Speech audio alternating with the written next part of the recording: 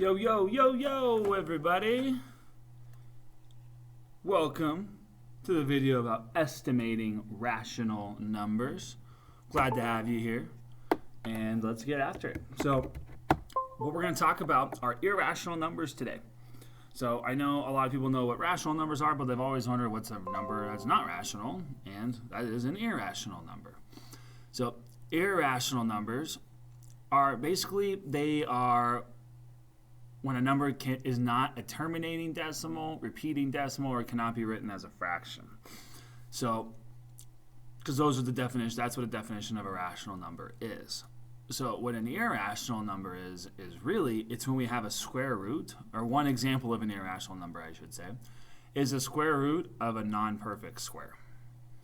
Because this is going to give me a decimal that just keeps on going and going and going without terminating or without repeating. So non-perfect squares and non-perfect square roots and non-perfect cube roots are going to be irrational because they really are decimals that just keep going and going without repeating, and then they do not end. Now what we're going to do today is we are going to work on estimating non-perfect square roots. So what I have here is I have the square root of 11. Now we're just going to estimate, but we're going to approximate to the best of our ability. So we're going to try to get it really close. So the first thing I want to do when approximating the square root of a non-perfect square is I want to figure out, well, which two perfect squares is it in between? So this is why it's really nice to have a list in front of you of all perfect square roots and cube roots, because then it makes it really easy to pinpoint this out. So the square root of 11 is in between the square root of 9 and the square root of 16, which are both perfect squares, because the square root of 9 is 3 and the square root of 16 is 4. So what that means is 11 is in between 3 and 4. The square root of 11, is somewhere in between 3 and 4. So that means the answer, my final answer, has to be 3 point something. So because that's the number that's between 3 and 4. Now, what I want to do is I want to figure out, well, where between 3 and 4? I can't just simply put 3.5, because this is clearly not halfway in between the square root of 9 and the square root of 16. The number 11 is closer to 9 than it is to 16. 11 is only 2 away from 9, and it is 5 spaces away from 16, so it's closer this way. So that means it's got to be less than 3.5. So now what I want to do, if I want to be really accurate, what I can do is I can take the distance away it is from our closest value, which is 2, and I can divide that by the total distance between the two perfect squares. So between 9 and 16 is 7. And I can do a quick division of 2 divided by 7. Now, some of you right now are saying, Mr. G, 2 divided by 7 is not a quick division problem. We're only going to go to the nearest tenth. So that means I can always just stop at my hundredths place. So I can do 2 divided by 7, but I get to stop without having to finish the math. So what I mean by that is, let's see, 7 goes into 2 0 times. Let's have my decimal. 7 goes into 20 twice. Bring down 14, I'm left with 6. Bring down my 0. And then I know that 7 goes into 68 times. So I have 0.28. 0.28 would round up to 3. So I'm going to do 3.3. That's to the nearest tenth. Okay, and then what I can do is, if I wanted to do a quick check, the best way to check your work to see how well you did is to multiply 3.3 by itself and see what you get. I mean, if we multiply it by itself, this is a really easy number to multiply by itself. I get 99. But when I do that, I get to see, okay, did I come close? I got 10.89. That's really close to 11. So that's pretty good. Okay, so that's definitely an acceptable final answer. So the square root of 11 is approximately equal to, that's what the squiggly equal sign means. It's approximately easy to positive or negative 3.3. Now, one thing I didn't mention in the video yesterday, I just want to go over it real quick with you guys today. So if you didn't watch part 1 yet, make sure you watch that. But what I didn't mention in part 1 is that square roots can be both positive or negative. The reason why, let's say I had the square root of 9. Well, the square root of 9 we know is 3, but the square root of 9 could also be negative 3. And the reason why, negative 3 times negative 3 is equal to positive 9. A negative times a negative is a positive. So when I say the square root of 9, it's really equal to positive or negative 3. So a lot of times you'll see this plus or minus in front of it because it could be positive 3, it could be negative 3. Both are acceptable answers. I cannot have a negative square root. Because if I ask for the square root of negative 9, there is no number that when I multiply it by itself is equal to negative 9. It doesn't happen. We can't do it. Because I'd have to be a positive times a negative to get a negative. So there would be no solution to this one. Okay? All right. So let's look at the second one, and then I'll have you guys do the third one on your own. Okay? So this second one here, negative, and then square root of 42. Now notice how the negative is on the outside. So the negative is on the outside, which means that we want our answer to be the negative answer. It's not asking for the square root of negative 42.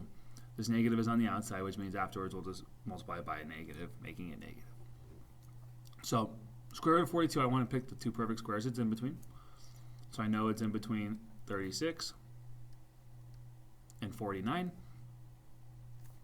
Okay, which means it's in between 6 and 7. So that means we have to be 6 point something. So now I want to figure out, well, which one are we closer to? Let's see, it's 7 away from here, 6 away from here. This is going to be really close to the middle, right? Because it's only 6 away from 36. It's only 7 away from 49, which means it's going to be really close to 6.5. It's a little bit closer to 36, so maybe we could say 6.4, right? But I could do a quick check and do 6 divided by 13 and see what we get. So, and the reason where I got the 13 from is I know it's 6 away from 36. That's where we're a little bit closer to. And I'm dividing it by 13. Okay. 6 divided by 13. 0, decimal, 0. 13 goes into 60 4 times. Okay, because 13 times 4 is 52. Left with 8 and a 0. Bring down that 0. And I know it's going to be more than 4. I'm not exact. I'm pretty sure it's going to be 6. Let me see here. 13 times 6. 18, yeah. 78. So 0.46. And if we were to check to the nearest tenth, we would call that 6.5. And then we could always multiply and check our answers afterwards. Okay. Now, try this last one on your own and see how you do. Okay. Square root of 80. This one's a little bit, I think, actually almost easier, and we'll see why in a second. Square root of 80 is really close to square root of 81. But we'll still go through the whole process. So it's in between square root of 64, square root of 81. So that means it's in between 8 and 9, 8 point something. Let's see here. We're 16 away from here. We're only 1 away from here. Now, one thing to be clear is we are 16 away from the first number. That means I'm going to do 16 divided by 17. 17 is the total distance between 64 and 81. And because it's 16 away, I want to do 16 divided by 17 because this is the ratio. This is how far over, this is how close it is to being a full square root of 81. So we're still always going to use this distance in our numerator when we're doing our division. So I have 16 divided by 17 because this shows me the total this is the total distance, and this is how close we are in that total distance. My initial guess, you guys, is that it's going to be 8.9. And the reason why I really think it's going to be 8.9, this is as close to 81 as you possibly can be. It's much closer to 81 than it is to 64. But again, let's confirm that it's going to be 8.9. So we know 17 goes into 16 0 times. So we'll add our decimal and a 0. 17 goes into 160. So this is where you might have to do a quick guess and check. Okay, but I can do 17 times 9. I'm just plugging into a calculator real quick, just because I'm curious. 17 times 9 is 153. So it was 17.9. And I can stop there because I'm not going to be able to round up to 9. Okay, I'm not going to be able to round up to 9 if I were keeping it my nearest 10 to the nearest tenth, because we know it's not 9. It has to be below 9, so I'm just going to stop there. Okay, And then if I bring down a 0 anyways, it's going to be less than 5. So my nearest 10th would be 9. All right. Cool. Now, with cube roots, you also might have to estimate perfect cube roots. Okay? Again, same exact process. Not very fun, but same process. So again, this is why that list is super important to have, because we want to know what our perfect cubes are. So, because I know this one's close to the cube root of 8 and the cube root of 27, which means it's in between 2 and 3. Okay, well, how close is 9 to 8? 1 away. How close is it to 27? Well, it is 18 away, so it's a lot closer over here. We knew that right away. I can tell you right now, we can just assume it's 2.1 because it is so close to 8. Okay. And I could always check my work by doing 2.1 times 2.1 to figure out how I did. Try these last two on your own real quick. Try these last two on your own. So go ahead and pause the video. Try them out, see how you do. Okay, cube root of 77. That is in between the cube root of 64 and the cube root of 125. Those are my perfect cubes. It's in between. Which means it's in between 4 and 5. We are 13 away. And 125 minus 77 is a larger number than 13. So right away I already know I'm closer this way. So I can just do 13 divided by, but I need to know the total distance here. So I need to really, the subtraction I need to do is 125 minus 64. And we'll get 61. So I know it's 13 divided by 61 is my quick division. And again, remember, you don't have to divide the entire distance. You don't have to go all the way. You can just stop 2 numbers after your decimal point, because that's going to give you all the information that you need to know. 13 divided by 61, when I actually work it out, and because I just worked it out real quick, it's 0.213 and it keeps going. So my final estimation would be 4.2. And again, I can check my work real quick. 4.2 times itself 3 times. And last but most certainly not least, the cube root of 250 is in between the perfect cubes of 256. I'm sorry, 216. That's 216. I just was not even thinking. 216 and cube root of 343. Let me make that 216 look a little bit more friendly here.